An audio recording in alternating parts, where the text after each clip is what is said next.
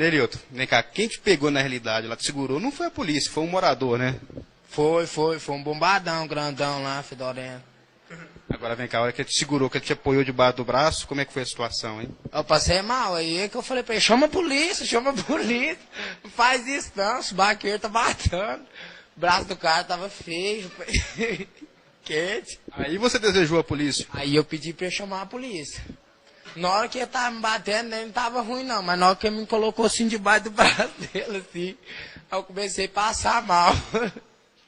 Fazer um cheio de vômito. Pensei que minha subaqueira tava brava, mas dele tava mais. E ele pagou de polícia também, rapaz. Só não, você fica na posição. Nós só vai tomar pedrada. Não tinha revólver, tacou pedra.